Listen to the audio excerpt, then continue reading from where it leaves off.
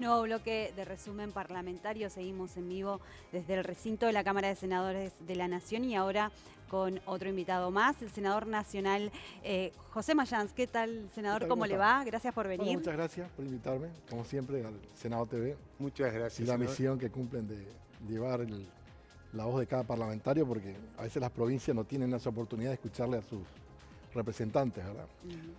Así que Vamos, una tarea central la de ustedes.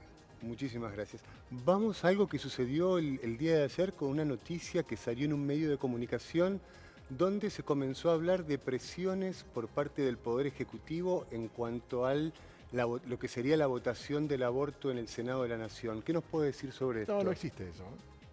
Nosotros siempre nos pronunciamos por el respeto absoluto en la decisión que tome cada persona de acuerdo a la visión y al pensamiento que tiene cada legislador.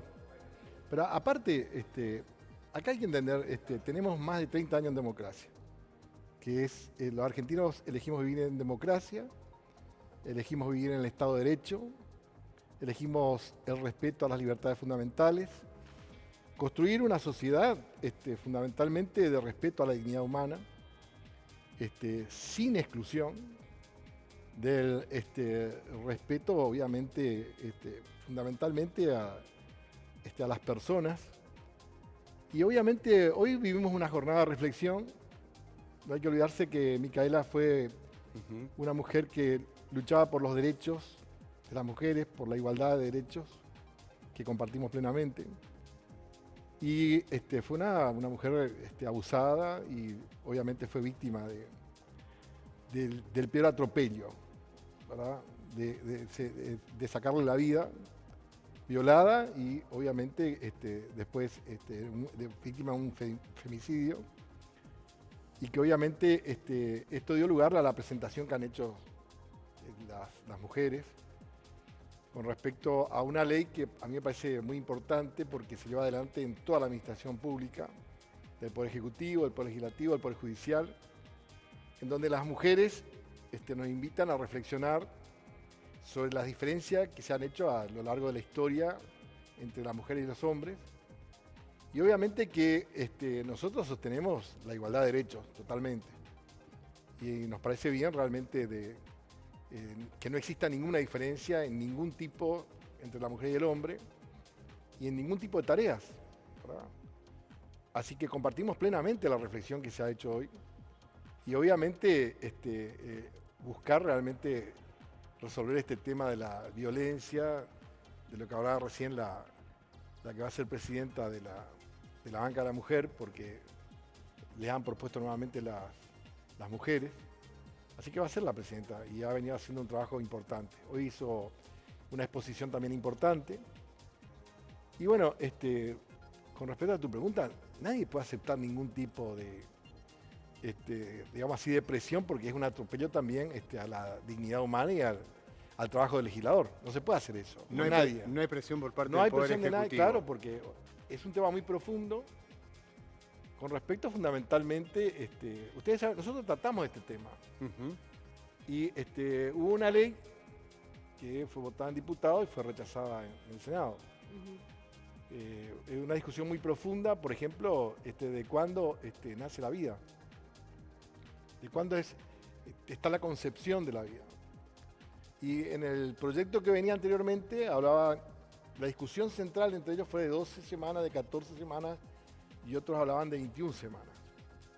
Y después está un pensamiento que sostiene que la vida es a partir de la concepción, que lo sostiene la Constitución Nacional, los tratados internacionales, el Código Civil, las constituciones provinciales.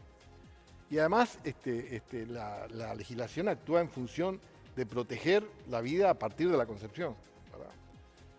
Después también estaban otras cosas, como ser, por ejemplo, la obligatoriedad de poner un quirófano en 5 días. En ningún momento la ley fue sometida a la ley a la Comisión de Presupuesto para cuantificar. Y bueno, tuvimos unas exposiciones muy interesantes con respecto al tema de la ley que se proponía. Y obviamente hay visiones que son encontradas en este caso, ¿verdad? Entonces, hay respeto hacia lo que decide cada persona y sin atropellar ni enojarse porque es el pensamiento de cada uno, ¿verdad? Así que no va a existir ese tipo de presiones. Ahora, senador, todo lo que tiene que ver con la actualización de la ESI, la educación sexual integral, Sí. digamos, y todos estos mecanismos también de modificación en cuanto a lo cultural. ¿Usted cree que es necesario, que hay que hacerlo? Creo que es necesario la capacitación y el conocimiento, porque lo peor es la ignorancia de algún tema. Entonces creo que en este tiempo, donde los niños abren los celulares y tienen acceso a todo tipo de información, a mí me parece que cuanto mejor información tengan, con mayor libertad van a llevar adelante su vida, que es lo fundamental, ¿verdad? Entonces a mí me parece que es importante la capacitación y también cómo se establece la capacitación, ¿verdad? Porque también hay que tener en cuenta edades, porque el grado de comprensión que se pueda tener y obviamente trabajar fundamentalmente en la comprensión de cada tema. Así que yo estoy totalmente de acuerdo en la capacitación de las personas. Esto de la ley Micaela crea una capacitación obligatoria. A mí me parece interesante el tema de la reflexión que se ha hecho. ¿Verdad? Y nosotros, de acuerdo a lo que dijo el presidente, vamos a tener un proyecto para la legalización del aborto. Bueno, vamos a ver el proyecto que dice y a partir de ahí podremos dar nuestra opinión con respecto a este tema que es tan profundo y que aparte de eso hay que analizar varios temas y fundamentalmente la prestación de la salud pública y las prioridades también que tiene la prestación de la salud pública. Última pregunta, Sí. tenemos ahora a Barrancos que va a entrar en el próximo bloque acá a Resumen Parlamentario, pero quiero mezclar ley Micaela con justicia. Micaela quizás hubiese estado viva si el juez no dejaba libre a quien fue su asesino y si un policía hubiese tomado una denuncia que se hizo un día antes sobre Wagner. El Poder Judicial en todas las encuestas da como que es el peor poder, tiene la peor imagen en la población. ¿Por qué cuesta tanto una reforma del Poder Judicial? ¿Por qué cuesta tanto un cambio en las jubilaciones del Poder Judicial? Bueno, en la comprensión de que el Poder Judicial entiende de que obviamente es quien interpreta la Constitución y las leyes, y de que a veces se pronuncian por una inconstitucionalidad cuando se trata del tema judicial, ¿verdad? En este caso, ¿verdad? Estamos caminando hacia una reforma judicial, en donde va a haber cambios que son importantes.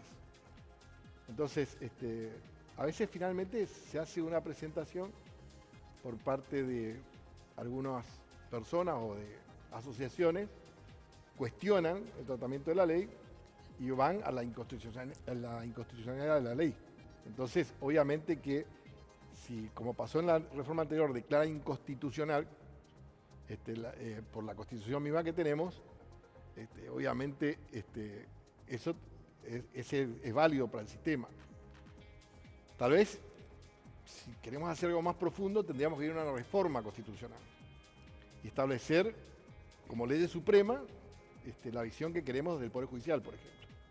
¿Verdad?